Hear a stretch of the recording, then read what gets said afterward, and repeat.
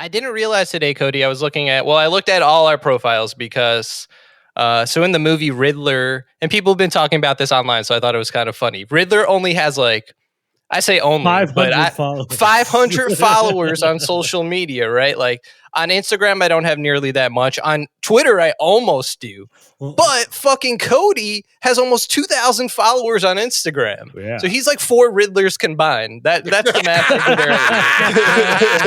earlier. That's awesome. Yeah, we should all aspire to be like the Riddler. We should. If the Riddler can make such an impact on people with social media, so can we. That's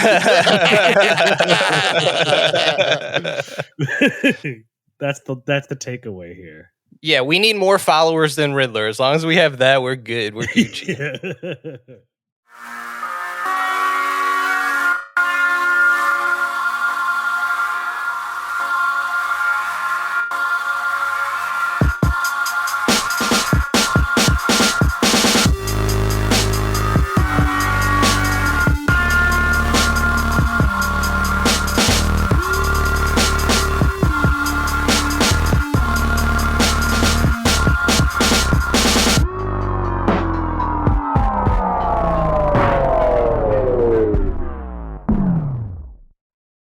Shit, guys. Might as well jump right into it. I'm very hyped to talk about this movie, in all honesty.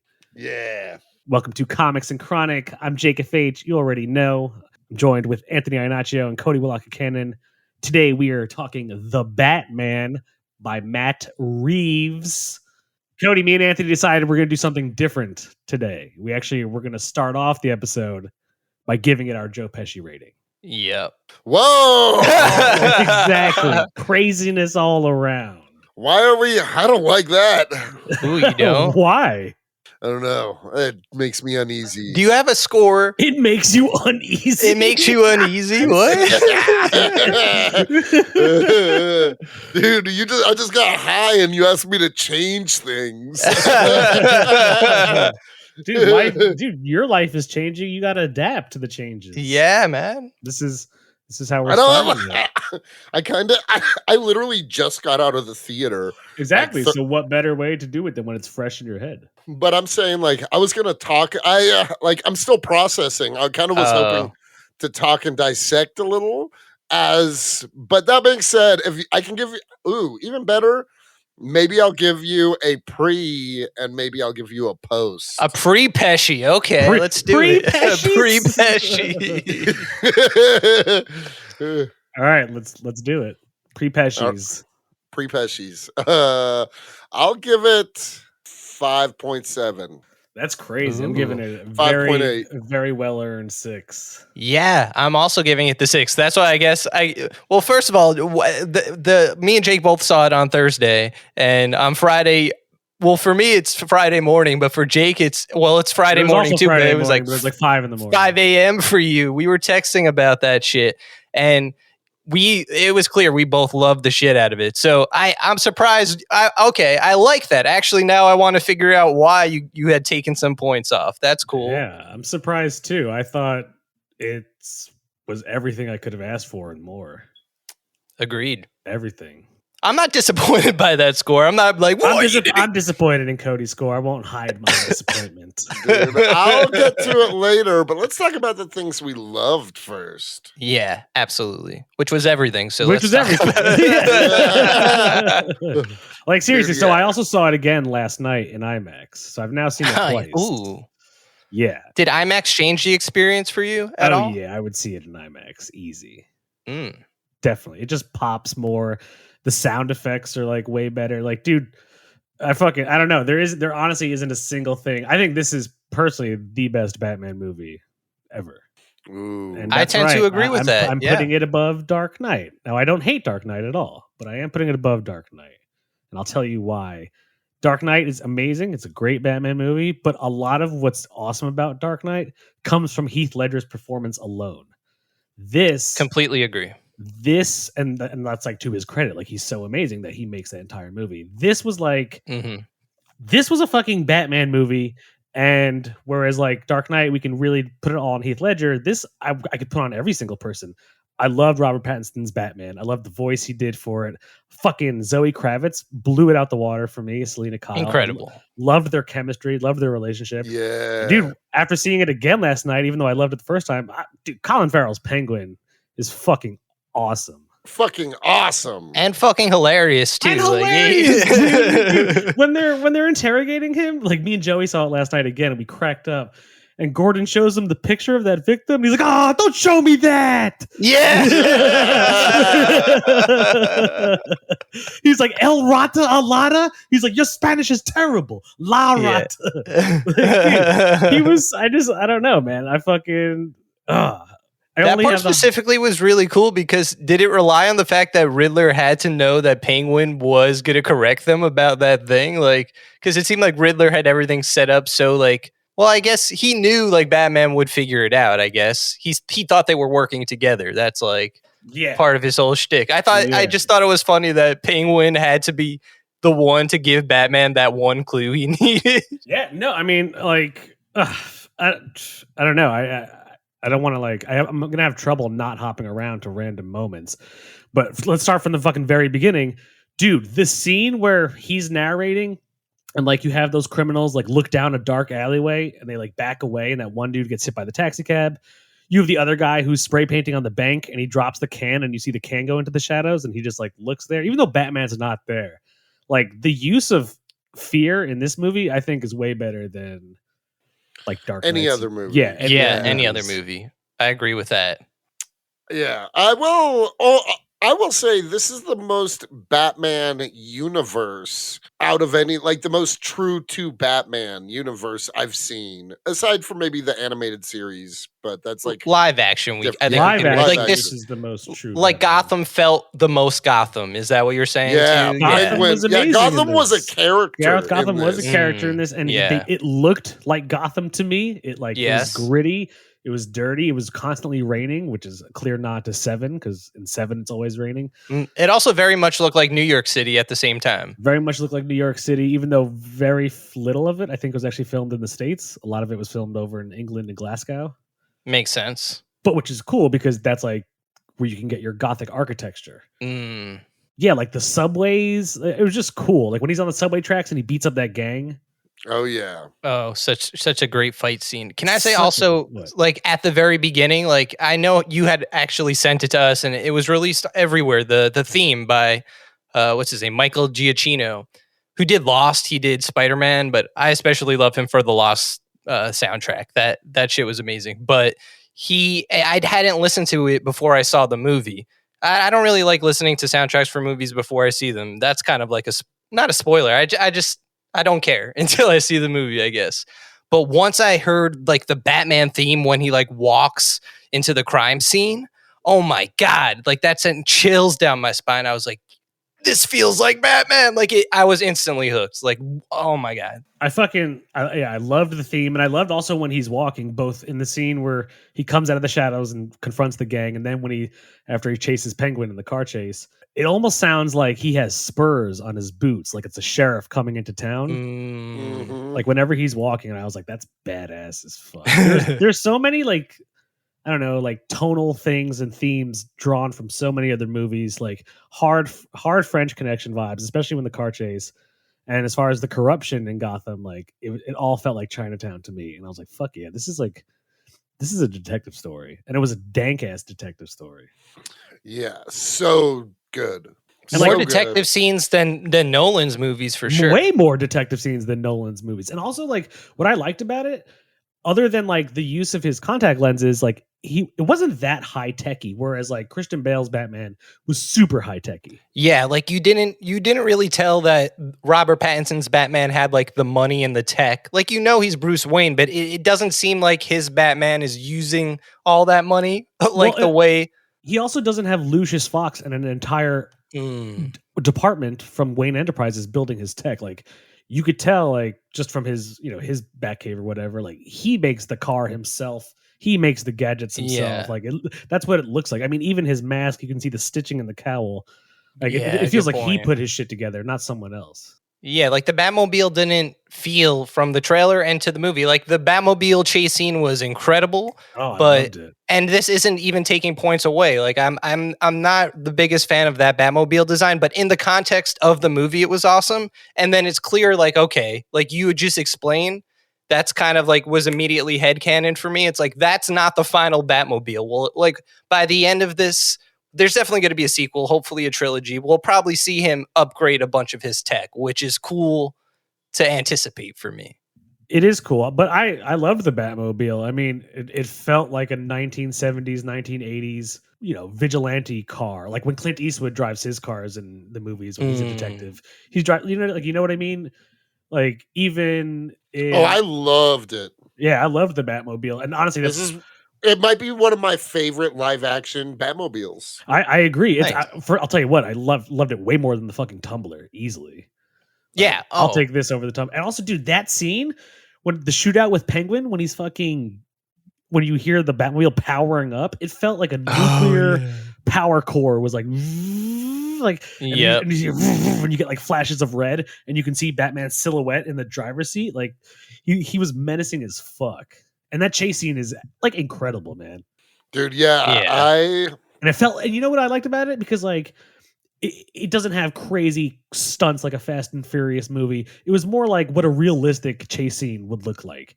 Like you don't ever see, like when you see a high speed chase, no one's actually drifting and doing crazy things going beneath trucks. But like this, he was like dodging traffic, and he's getting fucked up too. Batman and Penguin are getting hit by trucks and cars. Like, yeah, it was sick. It was that's what I loved about the movie. It was so grounded and so gritty.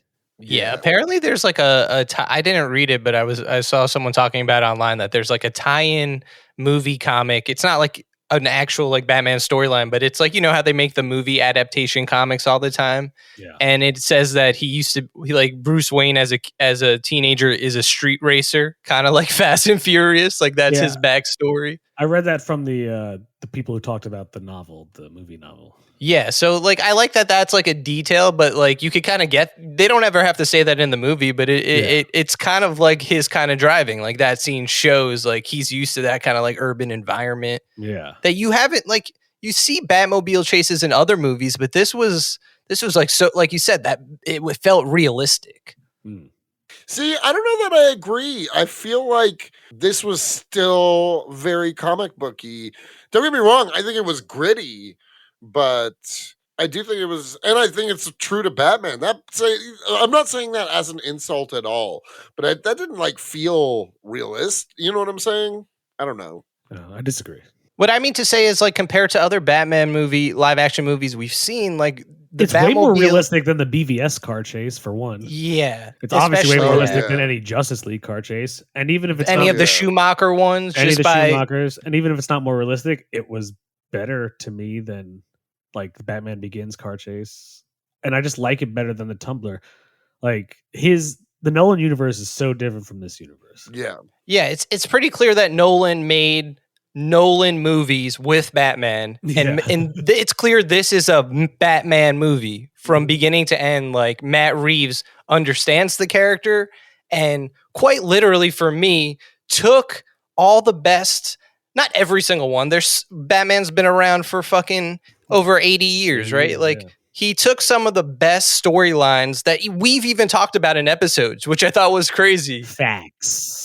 Like, that people haven't even heard yet, that we talked about 0 Year. There was definitely some Year One in there. Long Halloween was a huge influence. Yep.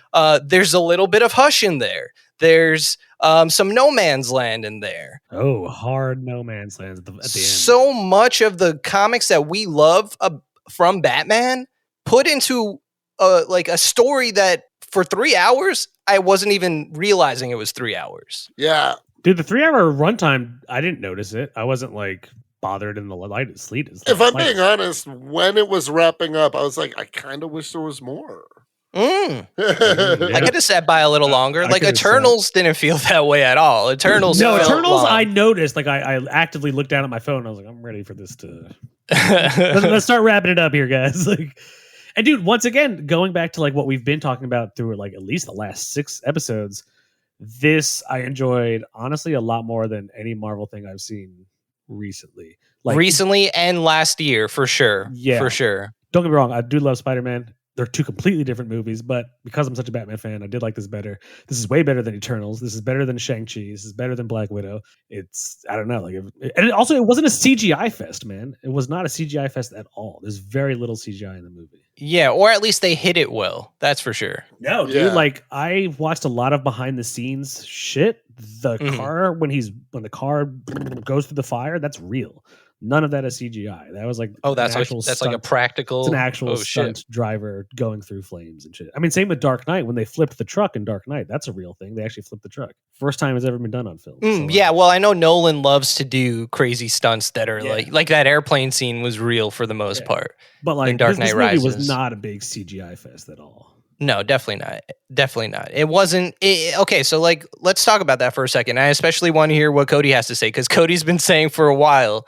He telegraphed this. He knew DC was going to come back. I mean, Jake, you've been hype about this movie since it was announced. Better from announcement, dog. Yeah, that's what I just said. Yeah. Like, I wasn't. I truly wasn't. But now I believe the hype. Now I believe the hype for sure. But I feel like, dude, I was hyped. Yeah, I feel like you were hyped too, Cody. But I guess the point I wanted to make is like, Cody, you've been saying the MCU has been slacking, and I've been tending to agree with you, but like I didn't want to admit that MCU was. But like after seeing this movie, I have to say, Marvel would never greenlight this movie. Yeah, Marvel would never make this kind of a movie. They would never experiment tonally with how dark it is. This is PG-13. So is Avengers. This had the fucking dude. When the mayor is watching the TV and you see the Riddler has been standing behind him for like a minute. There's so much like scary shit in this. Marvel would never push the genres of their IP, and like Warner Brothers did that with this movie. They're let's see. Agree.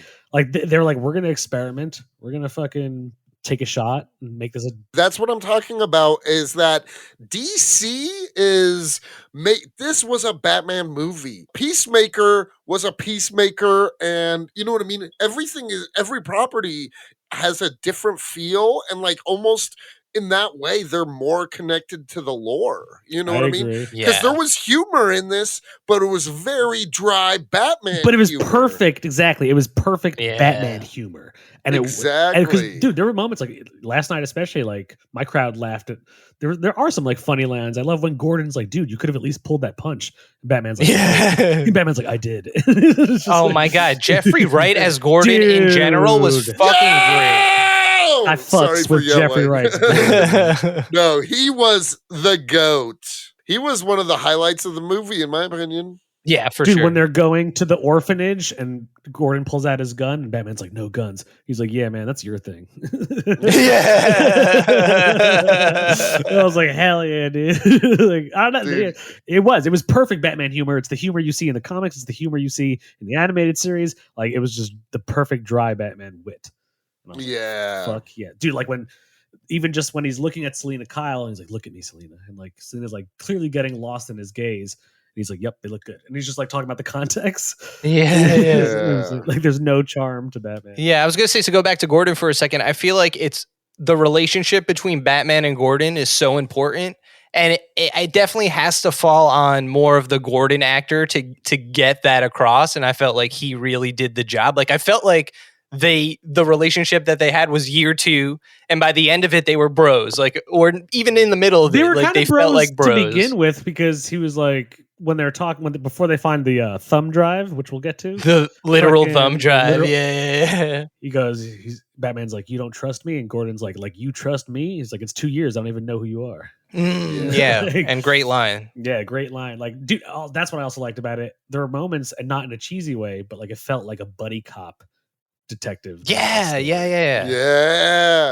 So I don't know, man. There's just like Gordon was so good. No detail, like, and there's a lot of little details that like I caught on, and no details wasted in this movie. It like, I don't know. I don't think any scene is like an unnecessary scene. Should I just go ahead and get into it? What you don't like? Yeah, because you're talking about you're bringing up little details. Yeah, let's get into it. The thing I hated the most bar none. The worst moment in the entire movie was that like Joker, or at least Joker-esque character in Arkham. Yeah, I've heard that from a few people that said that was the weakest part. Yeah, but to Matt Reeves' credit, I saw him in an interview or heard him in an interview, and he was saying that, like, don't let that imply that that's what the next movie's about. He's like, that was like an afterthought that they wanted him to basically do. He's like, his intention is to continue to make great Batman stories and to keep it, he wants to do Mr. Freeze next, like Joker being in Arkham.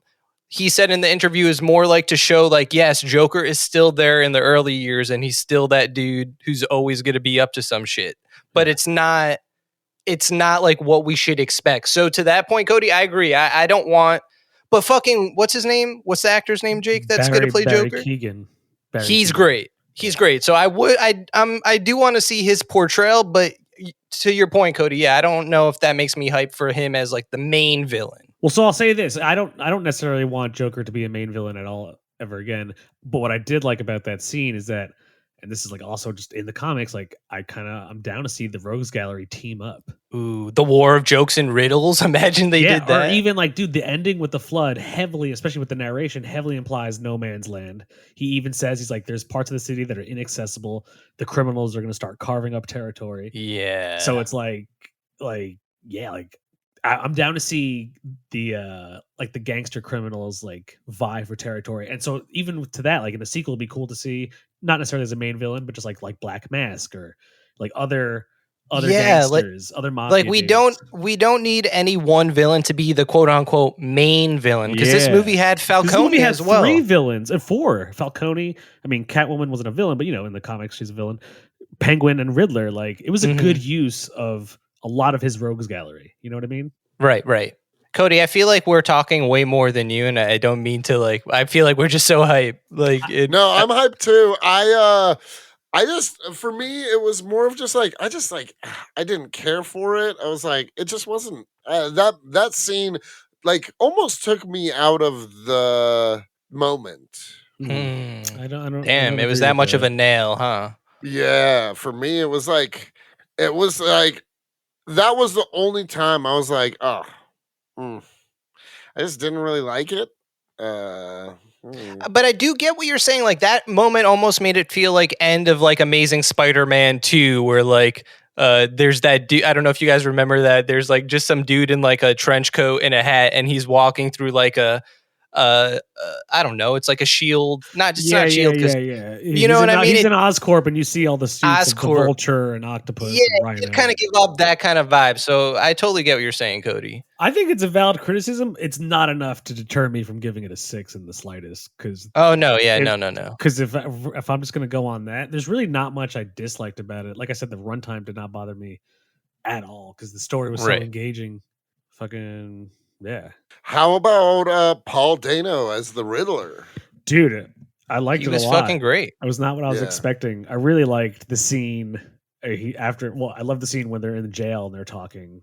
Yeah. And Riddler's like, yeah, we're a team. He's like, Batman's like, what? He's like, you're a fucking psychopath. And he's like, no, you did everything. Like, dude, it felt very, in that regard, it felt very classic Riddler in that he totally manipulated Batman into doing what he wanted him to do. Yeah. He even says, he was like, my strength is not physical. It's strictly, he's like, I can't get in the iceberg lounge and do shit, but you can. Yeah. And he's like, I told you to bring him into the light and you did. And Batman's like, oh, fuck. You could tell, like, even Batman's like, damn, I just played right into his hand. Dude, and that scene where Batman thought he was calling out Bruce Wayne as Batman. It's the same but scene. Then it's the same scene. But I'm just saying, like, that point too, where he's like, where he thought he thinks Riddler knows who he is. Exactly. He keeps saying Bruce Wayne, and you see even Batman, even watching that, I'm like, oh shit, he knows. No, he didn't. Yeah, but it's cool that Batman, like, which is also like really good acting, especially considering he's wearing a mask on the majority of his face. Like, Robert Pattinson emoted so well that you can tell Batman's nervous, and he's rarely ever nervous. And B, like, when he looks up at the camera and he's like, please God, let no one be listening. Like, you know what I mean? Like, yeah. Like, no, that was fucking cool. Like, Riddler made him feel. And then, dude, I love when Batman gets angry. He's like, you're a fucking pathetic psychopath. And Riddler's like, no. Like it was like, I don't know, it was fucking cool. It was cool to see his interactions with his villains. Yeah, and it was also cool to see the way Riddler broke down because he's so composed and like such like a cerebral threat, and then once his plan is ruined, he's kind of like a baby. He's kind of just like, damn, Riddler, like, and that's kind of like the Riddler you would see in the comics, which is awesome. Like that's the kind of character he is. Like, yes, whenever he gets thwarted, he throws a hissy fit. Yeah, he's like, damn you, Batman.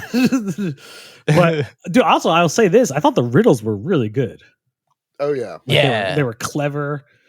I would not have solved a single one. No, yeah. That city would have died, honestly. I would have solved them all. Yeah, Cody would have been like, I got this. Dude, I love the scene when he like tears up the Riddler's carpet, sees like the layout of the city, and then the explosions start going off, and Batman's like, fuck. Like you felt Batman, like you felt Batman feeling like, I'm losing this. Yeah. Yeah. It was also like in what you guys could hear about when we put out the episode 0 Year. That's exactly what Riddler does in 0 Year, and Batman can't do shit about it. Yeah. Yeah. Yeah. The big 0 Year. 0 Year was actually like kind of the perfect comic to read going into this. Yes. That's what I'm saying, dude. Like, we picked the best comics. It wasn't like we knew what the fuck the movie was about. We had some idea, but like, I think we really did pick some great Batman comics to talk about. We did this Long month. Halloween earlier. Like, we've covered like, I don't know. I agree with you. This borrowed the best elements from some of the best Batman comics and put it in one movie. Yeah. Like, I agree. Matt Reeves understood Batman. He understood the assignment. Yeah, he really did. Yeah, he really did, man. But Cody, is that the only thing you didn't like? So, if I'm being honest, it wasn't entirely. I'm gonna go back. I'm gonna take KO. I'm gonna rewatch the movie. Oh, this definitely deserves a rewatch. I agree. I'm gonna rewatch it again. I have a theory, Cody. Are you just too hype off of your wonderful news that now it's overshadowed your Batman experience? No. I think for me, it's more of just. I think it was honestly a lot of the experience. Like for like the first like 3 minutes of the movie, they just like kept the overhead lights on. Oh damn! Oh, and so I had to like in the movie theater. You mean? Yeah. Oh.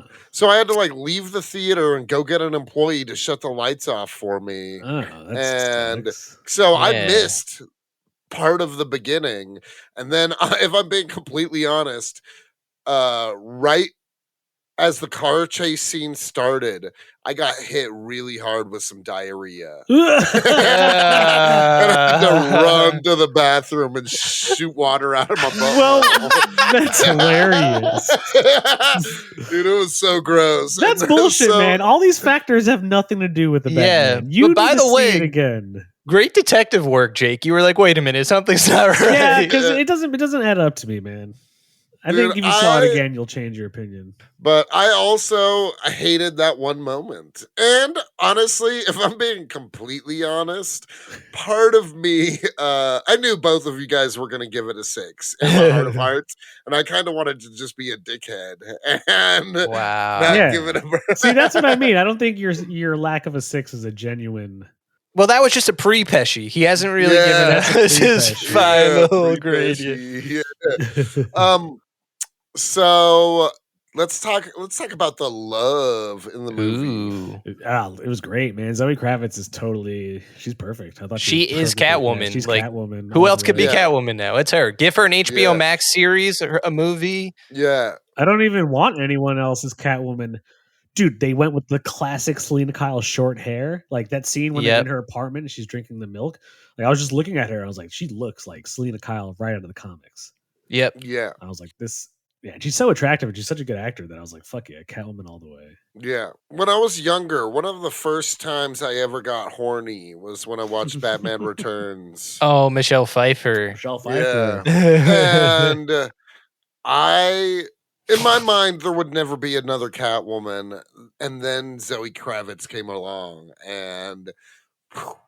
Just blew it away. It also dude. like it's her Catwoman is way cooler than fucking Anne Hathaway.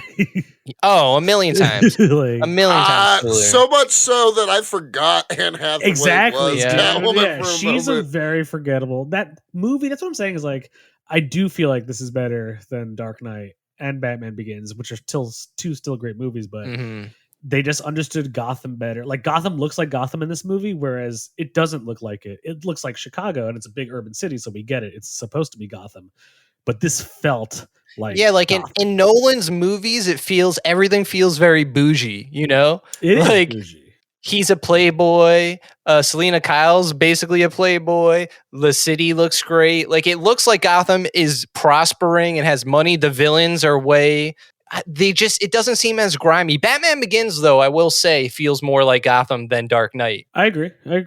Well, especially because they focus on the Narrows, so it's like the projects in the hood of Gotham. Yeah. Whereas like Dark Knight was filmed primarily in downtown Chicago to get all the big skyscrapers, so it's like we get it. It's a big city, but that doesn't mean it feels like Gotham. Yeah. And I do want to say that I love that they kind of brought to light a little bit some of the things that people, especially on the internet, get critical of Batman. You know, like how Jake said it before, Batman could solve Gotham's problems with money. And this almost like kind of indirectly tackles that with his whole Riddler experience, because he realizes at the end that he can't just fight. Yeah. You know what I mean? That he has to be like something that he doesn't like how the first dude that he rescues says don't hurt me. He's terrified of Batman. He doesn't even know that Batman's necessarily the good guy. He says don't hurt me. Whereas in the end, that woman like reaches up for Batman and grabs him. She doesn't even want to let go. Yeah, doesn't even want to let go of him. And it's like, yeah, you're right. I agree with that, Cody. And in the beginning, when Bruce is narrating, he says, I'd like to believe that I'm making a difference, but I don't think I am. And then at the end of the movie, he's like, vengeance is not what's going to cure. Like me taking revenge on the criminal element is not what's going to like make a difference in this city. He's like, I actually have to help. Like, dude, it had him. Like, I loved it. I mean, I don't think it was cheesy, but it does make Batman the hero. Like after it's flooding in like Madison Square Garden or whatever, and he lifts up things and saves the mayor or the mayor elect, and then also with the girl, like he's carrying, and it's daylight. You don't ever see Batman in the daylight, and now people are like looking at Batman. It's like, dude, that's our hero of the city. Like, stop the Riddler. Yeah, I mean, it's so great how they do that, right? At the beginning of the movie, it's like you said, it's in any Batman movie, it's the best way of ever showing like fear is what Batman's power is, and that's what gets the criminals to like stop what they're doing. But he's so good at that, and this movie is so good at showing that. And then at the end, it's so good at showing that Batman is the symbol of hope, and that he's not just this dude who like people look to him to save them. Yeah. And the fact that this movie was able to balance both and do both so well, and like so like mirroring of the comics. Oh my god! Like I agree. He's just so good. This Batman mastered fear so well that he didn't just scare the criminals; he scared the average Gotham citizen. Mm-hmm. And so now they're like, even the dude, like I tell you what I really loved, and it was just pure acting. Anytime he was in the room with the other GCPD cops, the way they looked at him and just like their lack of trust, they're all like, dude, who the fuck is that guy? Like I love when him and that cop at the end kind of worked together in the Riddler's apartment. Mm-hmm. Yeah, like he gained the trust. Was that Santiago? Or Sanchez? It was the dude who in the beginning like told Batman not to come in the crime scene. Yeah, he wouldn't let him into the crime scene. Yeah, and he's like, you fucking freak or whatever. But like he gained his trust over. He's like, nah, Batman's here to help.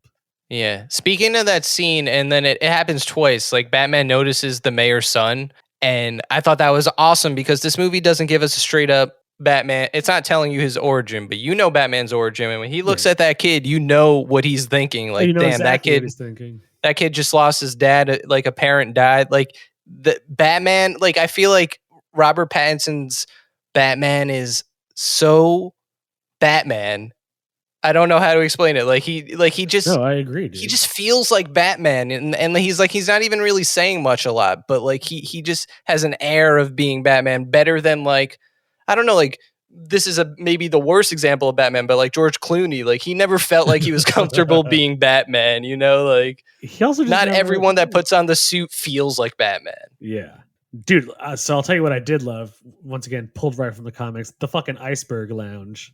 Yeah. I'm a Penguin's huge Dojo. Penguin's dope ass club. I love that they had the club below the club, the 44 below. Yeah. And, Yeah. Oh yeah. Dude, the club like, below the club. dude, so let's talk about that scene because I brought this up to Anthony. I was saying, and I loved actually after seeing it the second time, I didn't realize how much they're in it. But the doormen, the two identical twins. Yeah. Oh Who are yeah, the also, bouncers. after watching it again, they're also wearing the same shirts and clothes all the time. I was wondering if that's like a nod, just because I do believe that nothing, especially Easter egg wise, which we can get into more of them, nothing is wasted in this movie. Do you guys think that was a nod to like Tweedledee and Tweedledum? Maybe. I could see it. Yeah. Not like obviously they would never be called that, but like They we all know might. we all know the comic book lore. So it's like, why would two identical twin thugs? And Oswald Cobblepot even says, "Oh, I see you met the twins," and they're in it throughout. Even when Selena Kyle steals the drug money, Yeah. like they're in it throughout. I was like, that has to be. And they don't Tweedledee. die, right? So if they don't pop die, up, they just constantly keep getting fucked up and tricked by Batman, which happens in the comics. yeah. So you don't need to necessarily have them literally be those Exactly. characters, You don't need but to explicitly say. But I feel like, But you could have Penguin be like, "Oh, look, it's Tweedledee and Tweedledum over here," Yeah, like, yeah, and then that's it. Like, there you go. So I agree to Dude, that. they're gonna definitely be in the Penguin show. Yeah, right. So They I gotta just, be. Well, so I also just thought because of that, it's like whether it's said or not, in my mind, and I think because you could do that with Batman and make whatever the comics make whatever you want canon. I would say they're Tweedledee and Tweedledum. Yeah, no, I'll give you that one for sure. I have a stretch of one, and we talked about this too, Jake. Let's hear what Cody thinks. But I've looked online too, and people seem to have mixed feelings about this. So What's this? in the mayor's funeral, right? Or there's a funeral. I think, yeah, it's for the mayor. Yeah. Bruce Wayne is there, and Bruce Wayne hasn't been in public much. Like he doesn't really go out, and he's standing there talking. This guy starts talking to him in one of the pews. And he's talking about how he basically like hates rich people. He doesn't really care if they died or whatnot. And then he like looks at him. He's like, "Hey, you look familiar."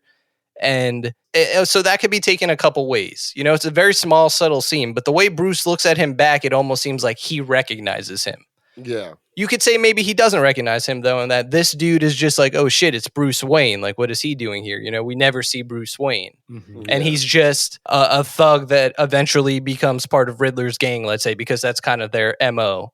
But if, like, you look online, or people were looking it up online, like, in the credits, that dude is not the guy. Like, a lot of people were saying that dude at the funeral is the Riddler guy at the very end that Batman punches the shit out of. Yeah. And he says, "I'm vengeance."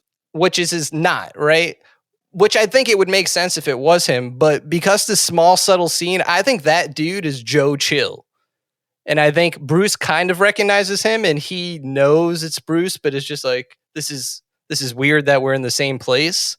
But because you say, no scene or no detail is left there for no reason, I have a really strong feeling that dude's Joe Chill. I don't get that vibe. I think there's more evidence supporting my Tweedledum theory than there is that. I thought, yeah, like I said, it's a stretch. Even if that guy's not the dude who said "I'm vengeance" at the end of the movie, I did think he was probably one of the snipers up there. That's what I'm saying. It could easily be that he's just one of the people that are into Riddler's manifesto, of like taking down the rich and like doing what you got to do. Did you guys read any of the comments when they're watching Riddler's video?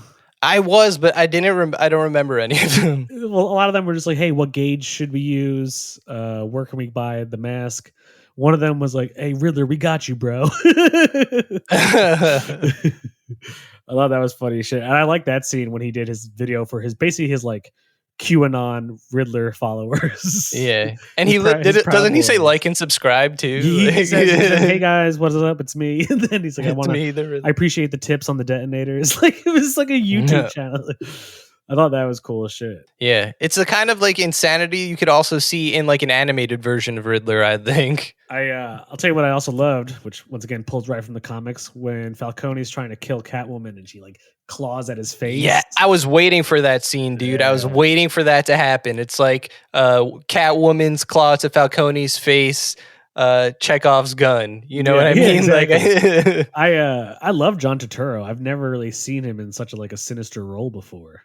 Oh, he was so good. He killed it. He killed as Falcone. He killed as Falcone. And he died as Falcone. Yeah. Dude, but I also like it was canon that Thomas Wayne, once again from Long Halloween, operated on him when he got shot. I thought that was cool as fuck.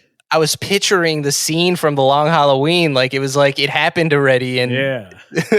I thought that was so cool. And I'll tell you what I also liked, and I think it helps explain like why Bruce would choose to be Batman and not do anything else. When they talk about Martha Wayne's history of mental illness. Yeah. I was like, oh, that kind of like lends like a realistic credence as to why Bruce might be doing this. Like he's not as altogether as he maybe should be. But did you also get the impression that that was just No, I thought it was real. like slander? It wasn't like a real. I think it was real. I mean, yeah. Why would Riddler wasn't making things up. He was exposing actual why truths. Why would Thomas pay to have somebody silenced? Yeah, if it's slander, he would just go after them for a defamation lawsuit. He wouldn't like try to get Falcone to intimidate the guy. True, but he didn't. Like Alfred cleared that up. He was like he might have talked to Falcone, but he never tried to get he didn't. No, he said he tried to get him intimidated. He said not to get killed. And then when Falcone he wasn't trying to take the dude out. Yeah, but Falcone so he wasn't 100% a good dude, Thomas Wayne. No, he's a fucking scumbag. Which is cool because that he would be realistically not like a saint. Yeah, no, of course. I liked that explanation of like him possibly having a history of mental illness in the family. Did you catch the Thomas Elliot reference too? And it even said hush. Well, it doesn't say Thomas; it says Edward Elliot. Edward Elliot, you're right. Oh yeah, you're right. It says Edward Elliot. I only know because I saw it again last night and I paid attention. But it does say Edward Elliot, and then it does say hush. Yeah. So it's like, is that a hush Easter egg? I almost maybe thought the full name is Thomas Edward Elliot. I don't know. Maybe. I also thought they were, unless they bring that back, they were just kind of folding that in a little bit into Joker's story about being an orphan, because that's what it felt like. Yeah. Did you catch that, Cody? Catch what? When the Riddler is like putting Bruce Wayne's like dirty laundry on the news, basically, and like all these, like the thing about Martha Wayne is coming up, and like we were just talking. Sorry, I was but Edward Elliot, I think it sounds like in this story it was like that would be Thomas's dad. Right. But oh yeah, you're right. You're right. If he is a journalist, he's definitely older already than Bruce would be. Yeah, you're right, actually, because Bruce was a kid. So yeah. Okay. So maybe he could still pop up somewhere. Cody using logic. But yeah, dude. I love the funeral scene. Funeral scene's intense as fuck. So tense. And then even the scene after that, like when they wait for Batman to come and Coulson answers the phone call, which actually is one of my favorite scenes in the whole movie when he has to answer the 3 riddles. Yeah. Yes. Dude, there's a funny part. Did you guys notice when he's answering the second riddle and the answer is bribes, and Batman's like, how much did you get paid? He's like, $10,000 a month. And he's like, by who? He's like, he didn't ask that. Come on, man. Yeah. I thought that was funny. He's like, that's not one of the questions. It's like, I don't have to answer that shit. It's like, I'm trying to get this thing off my neck. I thought that was fucking cool. Yeah. That actor is great. Peter Skarsgård, I think. Skarsgård, yeah. He's always good. And dude, like once again, the scene in the Iceberg Lounge with him and Selena was dope. Yeah. Dude, I liked how would you guys do drops? Drops, yeah. Drop heads. Dude. That was one of the creepiest scenes is when they're going in the orphanage and they like one dude like runs away and they chase him and it's just like clearly like a bunch of drop heads, but like, junkies, heroin addicts, whatever. Oh, yeah. You know what I'm talking about? Yeah. That was kind of creepy. That was creepy as shit. Orphanage, the entire orphanage was creepy. I just loved how much they used, like not only like the whole ambiance was kind of the entire movie was kind of dark and scary. It felt like watching Batman in the movie 7. Yeah. Yeah, and the soundtrack definitely helped add to that, especially that Nirvana song, like when Bruce is just like on the motorcycle, man. Like I've been listening to that since I saw the movie every single day, multiple times. This movie had really such a vibe. Had really good shots. So like the cinematography is amazing in this movie. Yes. Yeah. And specifically like shots of them moving, going back to when the Nirvana song is playing in the beginning and he's you see it like the camera's clearly mounted on the back of his helmet. Yes. That was a cool shot. That's a cool way to film it. They did that with the Batmobile too. Yeah, Penguin in the car. Yeah, and then they also did it when Batman squirrel suits away, which I just forgot about. Was one of my favorite. And he hits his head on the fucking dude when he pulls his chute and it gets caught on the subway track above, and he gets fucked up.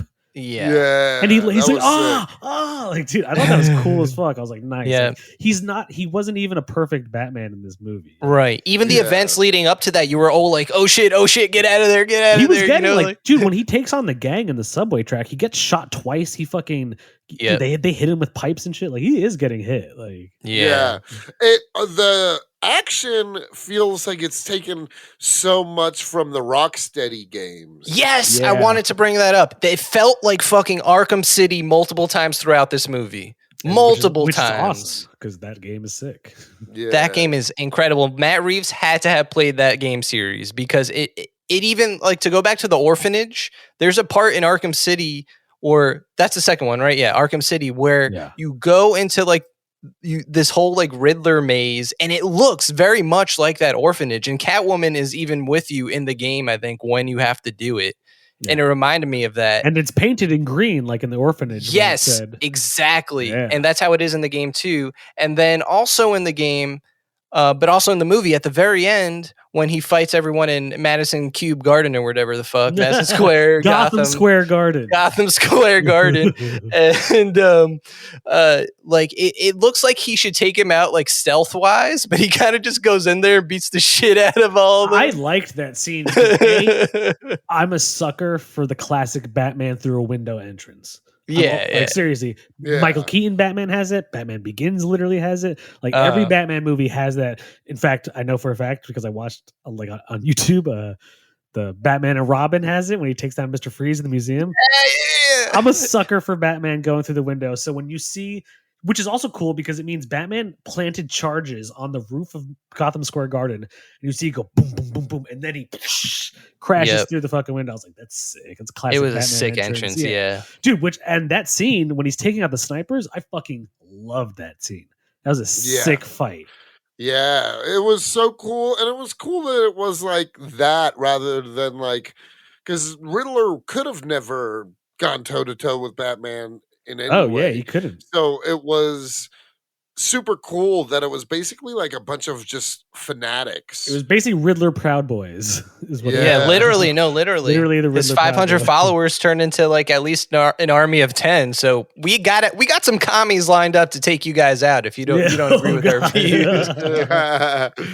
It also, like, because like in the comics and like the cartoons and even the video games, you know, when like the villains gangs always wear something that's like their main villain. You know, like Joker gang wears clown masks, Penguin gang, you know, like even though it wasn't like his gang per se, it was his followers, and they were all wearing Riddler jackets with the glasses and the mask. I was like, that's a cool way to do it, you know? Absolutely. It's a clever workaround to having like the Rogues Gallery have their goons dressed like them too. And they don't have to be CGI goons either. They could be dudes that are actually there that Batman could fight, as opposed to like we're talking about in Marvel movies, like a million like Chitauri aliens. Like, it doesn't look that good. Dude, when Batman takes that sniper bullet to the chest. Oof, yeah. And he gets blasted like 20 feet. Like, dude, that was fucking, he's like fucked up the whole time afterwards, which brings me to my next thing.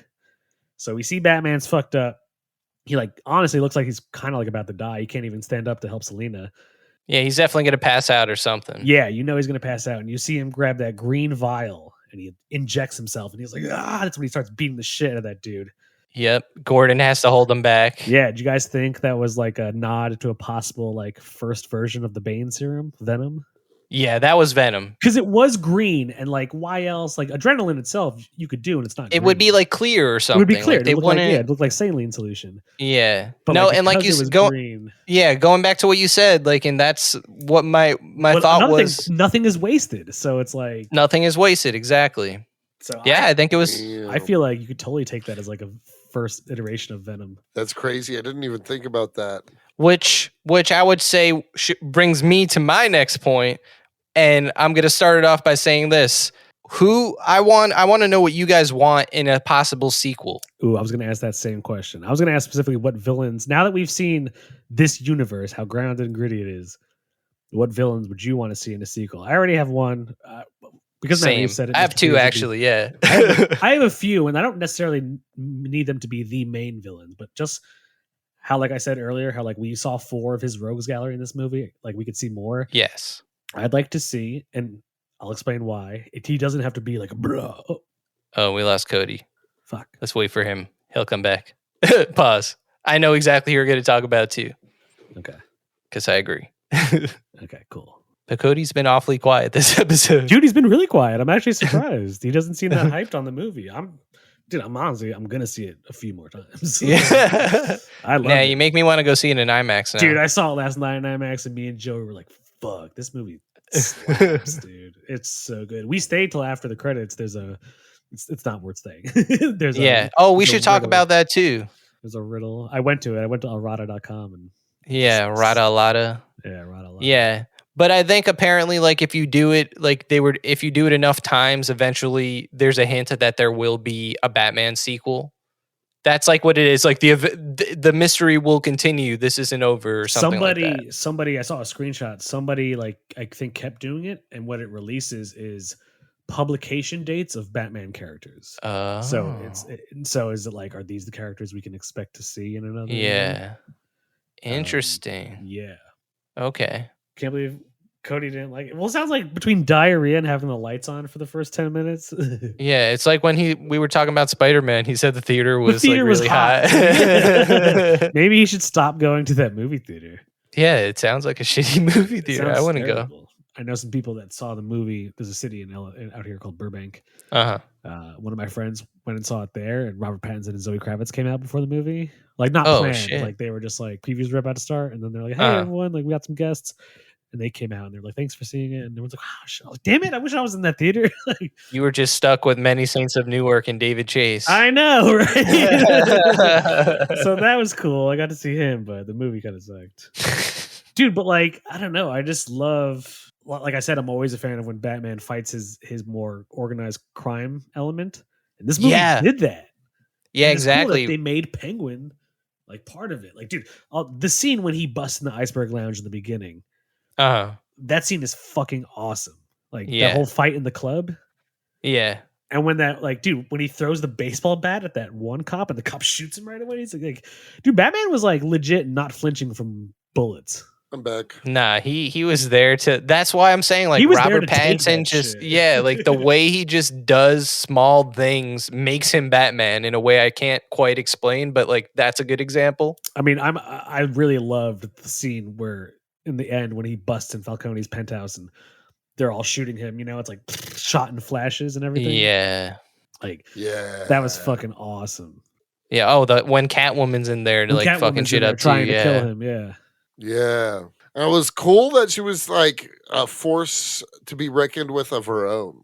Yeah. I mean, I Yes. loved when she kicked that cop off the building to escape. Oh yeah, that was they had sick. to like catch Yeah, him. Yeah, because she knew Batman wouldn't let the dude die. Right. And Which is such a Catwoman thing to do. Yeah, exactly. Very kind of Yeah. thing to do. like in Hush when she pushes Lois or drops Lois. Yes. Pushes Lois off the Yes. building. Ooh, good catch, dude. I like in that scene when Batman rappels down the building, like he runs down it. Yeah. I thought that was cool. I was like, we've never seen that. Yeah. What did you guys think about Andy Serkis? And then, sorry, we got to go back to the villains thing. But now that we're here, what do you guys think about Andy Serkis as Alfred? I liked it. I liked it a lot. Incredible. Yeah, I liked him a lot too. I'm here for it. Yeah. Also, it's cool that it implies he served in MI6. Yep. Yeah. He kind of reminded me of Alfred from Batman Earth Earth One. One, definitely hard Earth Right. One vibes. I mean, he even has a scar here.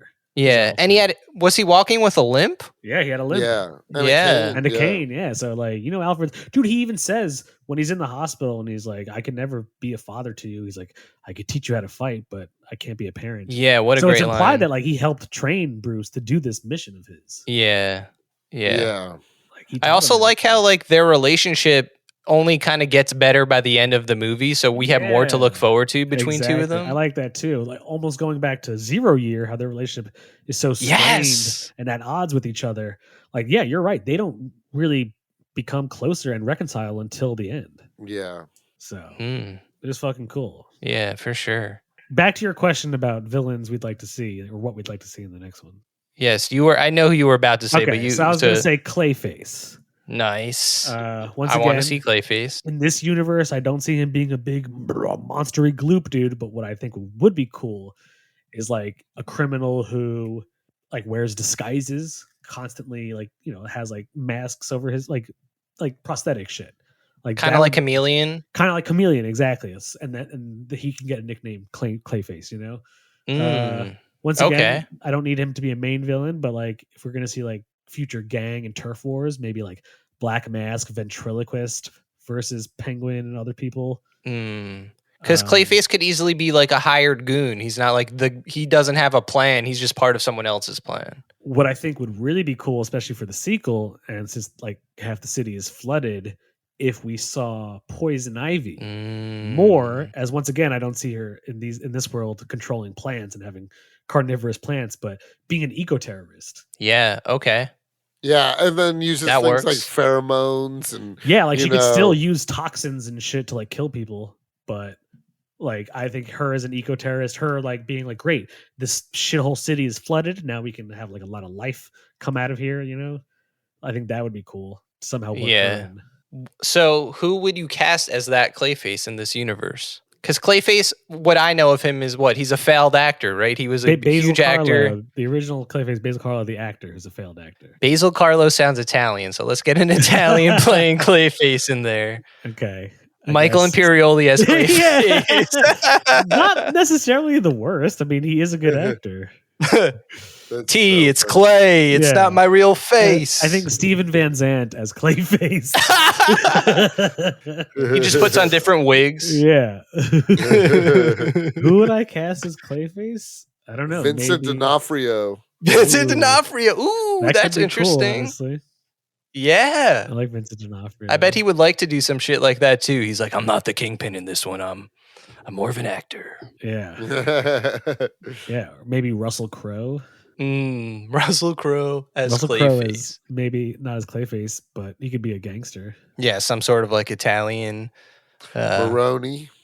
Ooh, yeah, because we haven't. Or is Maroni dead? He's in jail. He's in jail. Did they cast Maroni? Not yet? No. Ooh. But in this movie, they said they took down Maroni.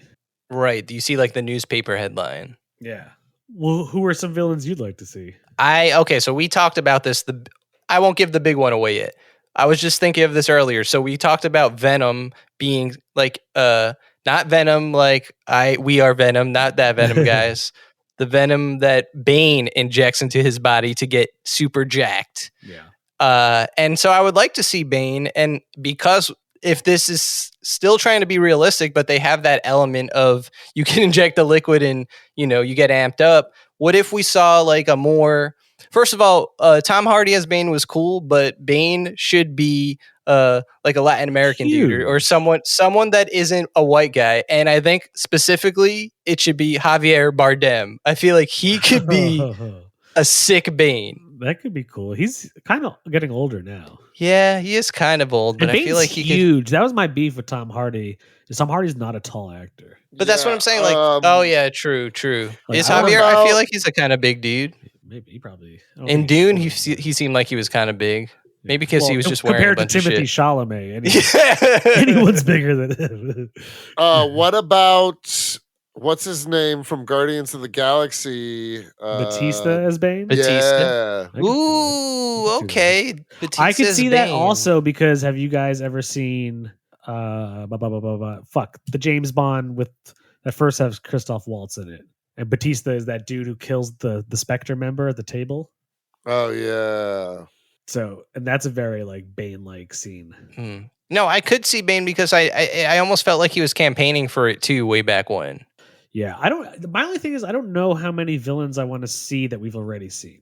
Yeah. True. So my villains that I would love to see, I'd really love to see. I mean, they've already talked about it, and even though it's been done, I would love to see Mr. Freeze. Oh yeah, that's what I was gonna say too, Mr. Freeze. Yeah. So what I mean, like, I even said Poison Ivy. If we're gonna do villains we haven't seen, I don't want them to be the cheesy Schumacher versions. Right. Exactly. So like, I'm down for a realistic Mr. Freeze and a realistic Poison Ivy. I'd even be down for a different not that Aaron Eckhart was bad, but that it was so underutilized as Two-Face. Well, he just wasn't like a criminal. Like, I'd like to see Two-Face as a gang lord. Yeah. I would still think like, what do you guys think? Should we see Harvey Dent become Two-Face again, or should he be Two-Face already at this point? I want to see him be Two-Face already. Yeah, I think it would be a cool use to see certain villains that are already established as villains, almost like in the Spider-Man video game for PlayStation. How some of his villains were already established as villains, and like, you know, clearly Dr. Octopus just became a villain in that game. I'd like to see like so I think it'd be cool. Like, we've already seen Harvey Dent get arrested, and like he has this fucked up face. Yeah. Ooh, okay. I like that. Yeah, because if they gave it would just be Dark Knight. Like, it's hard to kind of do that too differently, because while the movies have different tones and they feel different, like that story, Nolan stuck to it for the most part. Like, the way the relationship between him, Batman, and Gordon works, and like his whole, you know, ethos about the fairness and shit, like just being like the hero or dying a villain, all that shit. I would like to see Two-Face though, but yeah, I think I would agree with that. Maybe Mad Hatter as like a kidnapper, not a main villain, but like maybe like in the opening scene he takes down Mad Hatter, who's like gone around kidnapping children or whatever. Oh, I heard people trying to say the guy that I was saying was Joe Chill is actually Mad Hatter because he mentions his daughter Alice, and I was like, that's a stretch. That's a super stretch. Yeah. I'm not stretching that far. Mad Hatter would be cool. I mean, they wouldn't really use him in this universe, but I would love to see Solomon Grundy. Yeah, I wonder how you could do him. You probably just can't. You probably I don't know. Yeah. Yeah, because it like going back to the realistic Killer part. Croc. And I'll say cool. This: if you guys have ever read Brian Azzarello's Joker with the art by Lee Bermejo, Croc is in that, and he's a black dude, and he's with a skin disease. Yeah, with a skin disease. Who like he's one of Joker's thugs. He's part of his gang, and there's a scene where Joker meets up with him, and Croc operates out of like a meat packing thing. So there's like a bunch of steaks and cows hanging up and shit. And it's implied that like the way Croc gets rid of evidence is he eats them. Yeah. He's like See, it feels like David Ayer tried to do that and he messed it up so bad in the Suicide Squad. That was like Croc being that version of Croc. I'm just talking about like cast the black actor and give him like fucked up skin. Yeah. That's what I'm saying. Isn't that what they tried to do in the first Suicide Squad? But they had him movie? Like swimming in the water in the sewers and being a crocodile. Like, I don't need to see like that. more animal-like is what you'd want to see, or less animal-like. Oh, Croc is swimming in that Suicide Squad movie. Gotcha. Yeah, I would love to see Hush. Hush would be cool. And Hush would be like, who do you even have to cast? Because you wouldn't see their face half the time. For the majority of it, yeah. I mean, we didn't see Dano's face for the majority of it. That's true. Oh, true. Yeah, you're right. But I feel like at this point, maybe Hush would be a little too Riddler-esque. Yeah, that's what I mean. They kind of folded a bit of Hush into Riddler's story. But they didn't necessarily end it, because with that scene with the Joker, he says Gotham loves a comeback story. Yeah. And so it's like implied that maybe like the Riddler will, try again. Yeah, absolutely. I don't think he's gone for good. I think maybe Matt Reeves is building up to something in Arkham. There's going to be an Arkham TV show. Yeah. Apparently. Well, so apparently it's kind of now changed from being slightly GCPD to a more Arkham show. Yeah, I heard that. Oh, that's whatever that may mean. I mean, I think that's cool, honestly. Yeah. If it's done like this movie, I'm down to see an Arkham show. Yeah, for sure. It's got to feel like the same thing. Yeah. Like going back to like villains and stuff, like I want to harp on Mr. Freeze for a second, because I want it to be, we talked about this because Cody, you texted us, you're like, who would you cast as Mr. Freeze? And my answer, I thought about it, it was Mads Mikkelsen. Yeah. Yeah, that's an incredible. Yeah, I feel like he could do justice to Freeze because it's such a crazy fact that Batman the Animated Series came up with the backstory that like Mr. Freeze's wife has that rare disease that he needs to cryogenically freeze her, and that's the only way. It's such an interesting like thing for a Batman villain, and if you have this Gotham where where Batman / Bruce is trying to help. Now he's like trying to be someone that helps, and maybe he's not going to straight up be someone that punches guys in the face, or at least try not to be like, I would like to see a Mr. Freeze in that world. Like maybe he's not like a kind of dude that wears like a giant like silver suit or something like that. Maybe he is more like down to earth, like your version of Clayface or Croc, let's say, where maybe he just like, I don't know, like he does shit where he murders people by freezing them maybe in a freezer or something, hacks pieces off. I remember like in the Dexter TV show, there was a ice truck killer where this dude would freeze people and cut off their limbs, and that's how you were finding them. But if Freeze was doing this for science, you know, you could kind of find a way to make him not have to be the kind of freeze that, like, you know, has to be at a certain temperature to stay alive, let's say. Yeah, I'm down with that. And I'm also down with, just because I would like to see, this is my realistic take on his freeze gun, liquid nitrogen. You know, people blow that shit. Yeah, something like that, exactly. Like he could like set it up like a crude looking tank on his backpack, almost like when people have flamethrowers, and he has that, and that's what he uses to like freeze people. Kind of like in No Country for Old Men. Was that Javier Bardem where he had that fucking horse thing? So I think maybe now that you mention it, maybe because Freeze in the games he always has an accent. I wouldn't mind Javier Bardem playing Mr. Freeze as Freeze. Okay, yeah, we're getting him in there somewhere. Dude, I would love to see Javier Bardem as Freeze. Yeah, so that would be cool. I feel like those are probably like the two best choices. Somebody said Mark Strong. Ooh, I like that. Yeah, he seems more like the animated series Freeze, like hard. Definitely like animated series Freeze. Yeah. What about Christoph Waltz even for Mr. Freeze? I could see it. I can see it. Right? Yeah. He'd have the voice down, like, I'm Mr. Freeze. Yeah.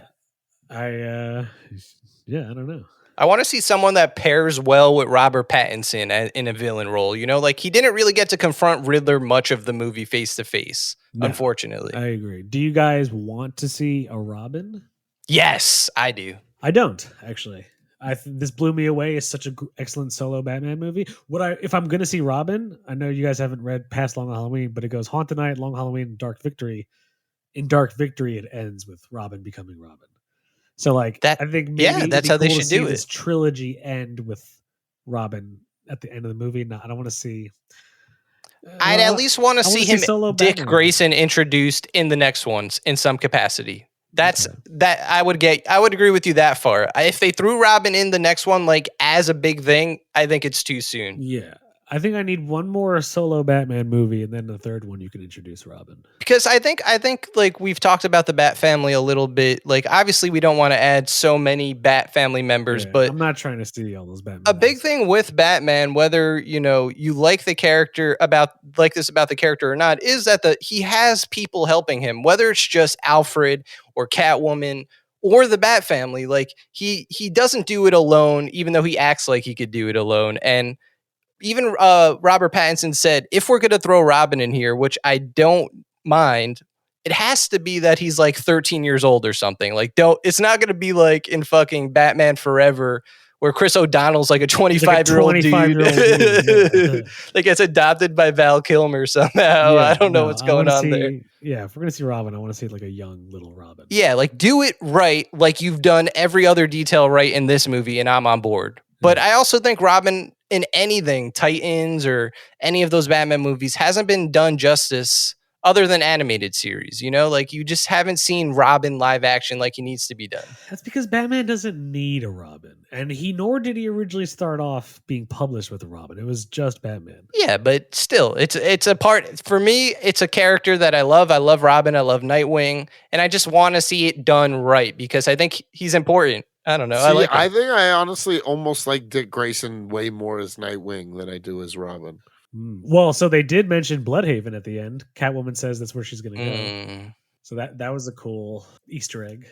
Yeah, because then if she does have her own show, instead of like Catwoman When in Rome, it's like Catwoman When in Bloodhaven or something. Yeah. I would like to see her without Batman. See, that's something I'd like to see. Just Zoe Kravitz doing her own thing. She did such a good job that I was totally invested. Like, I loved her character, her take on it. Also, what I also liked, I don't know if you noticed, once again, such a small detail, but so when she's like busting into the safe to get her friend's passport, she has the gloves on. At the end of the movie, her nails are through the gloves. like embracing the more like theatrical look of her Ooh. Catwoman-esque. Yeah. I didn't necessarily notice that, but I did at some point at the end of the movie notice her nails were Well, like, because oh, that's shit. when they were out. Oh, when she has the gotcha. gloves when she's drilling through the safe, it's just the Uh-huh. gloves. But in this one, she had the gloves, but she clearly like made holes and put her nails through it. Nice, good So I thought that catch, was dude. yeah. I thought that was cool. I was like, oh, nice Catwoman. She was great. Fucking dude, I loved how acrobatic she was and shit. Dude, when she shoots that one goon in when she's trying to kill Falcone, she shoots that dude point blank in the head. And he's just like, I was like, damn. Oh, I don't think she shot him. I think she swung him down, and as she was trying to shoot, the bullet went up in the air, and then she swung him down like using leverage and bounced his head off the table. No, that's what happened. His head hit the table. You saw it go like, boom. I don't think so. I think he gets shot. No, it's his head gets bounced off the table.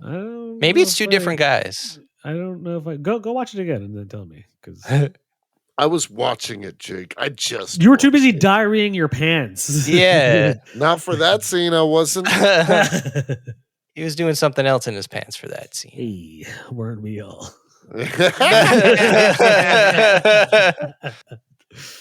But yeah, I think how many Pesci's, man? What is the score now, man? I think he's still sticking to it, but I think you're letting your theater experience ruin it. Diarrhea and lights on, that's a lot. But he didn't like the Joker, he said. Yeah, but I don't know if that's enough because we've given so much other dumb shit 6s. Like, yeah, but that's the way this bad boy works. The way that Joe. See, I would give this more than 6 Joe Pesci's if I could. Wow. So you're giving it? Oh wow. Do we have to invent the 6+? I mean, 6 times 3, we all about 666. I think 18 is the max you can do with Joe Pesci.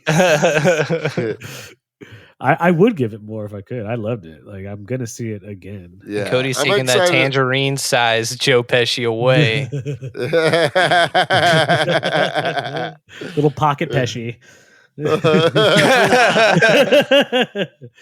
But yeah, dude, it was a cool movie, and I did love it, and it felt the most like Batman any live action thing has done by far. Yeah, for sure. I would have to every major character in from the mayor down, like smaller roles, Tweedledee and Tweedledum, all of them fucking crushed. You know? They did. It was truly the Batman. It was a well organized like movie. Yeah.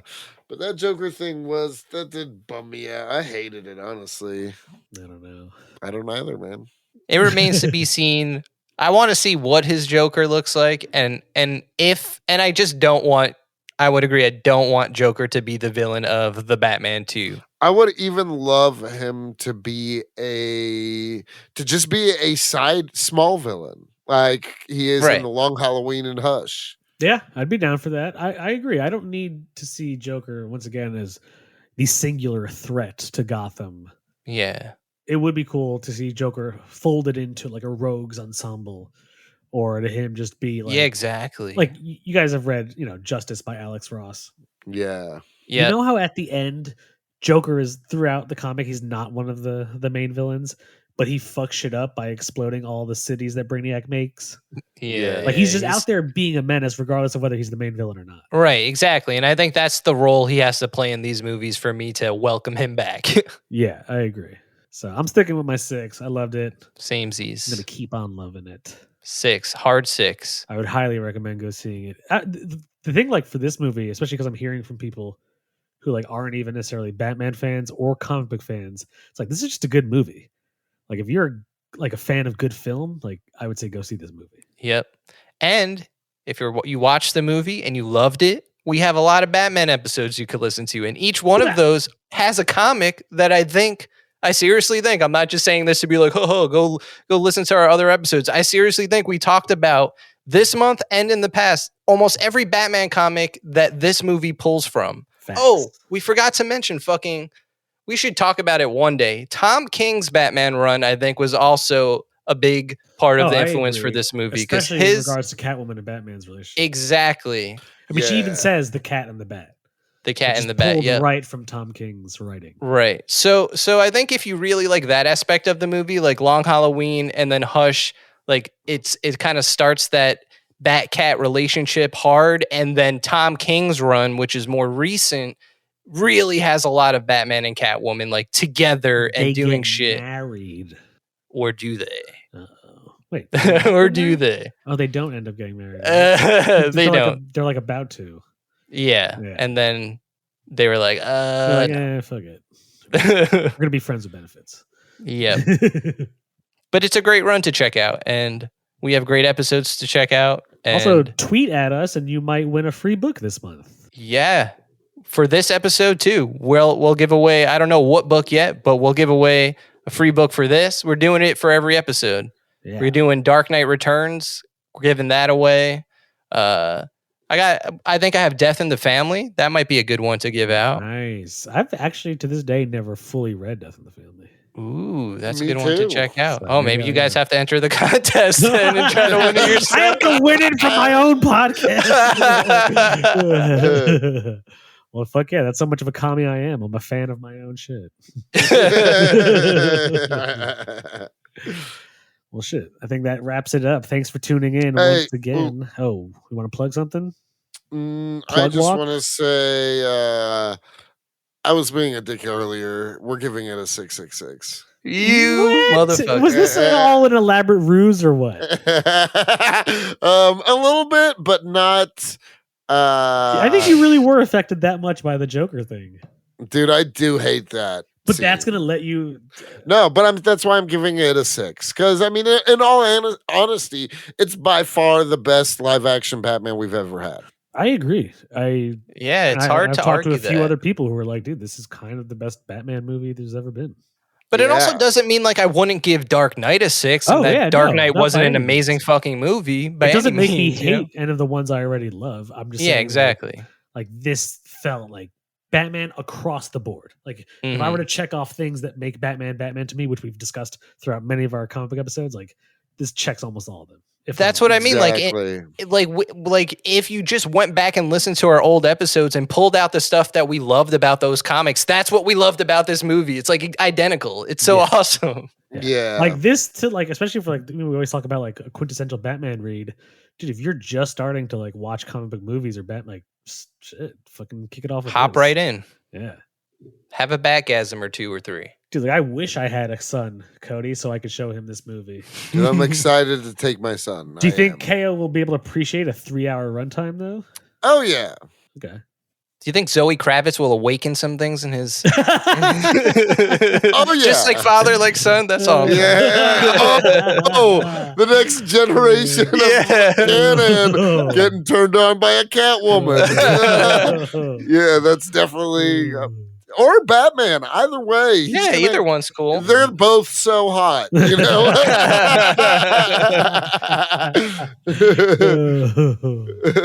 That's awesome. This is also a 6 out of 6 Joe Pesci on the horniness scale. Like that, probably the horniest Batman. The horniest Batman. Well, I don't know. Joel Schumacher's. Yeah, that's why it's horny. They were. Cheeks. Definitely very horny. Bat nipples. Dude, I was really turned on when Batman's talking and Catwoman just interrupts him and kisses him. I was like, I want a woman to do that. Yes. I want a criminal like woman that I know to do that to me. Dude. Yeah. I think I'm going to start dating like female criminals, you know? I'm going to put that on my Tinder profile. Yeah. Must be a felon. Must be a burglar, cat or otherwise. Oh, shit. Well, fuck yeah. Thanks for tuning in. Thanks for listening, folks. And we'll see you next week. See you next week. Hi, you're listening to Comics and Chronic, and I'm Jake F.H. I'm Cody Cannon. And I'm Anthony Iannaccio. And you can tune in every Thursday to hear new episodes of Comics and Chronic. And make sure to follow us on Instagram and Twitter at Comics and Chronic. That's Comics, the letter N, Chronic. We'll see you guys next week. Woo! Peace.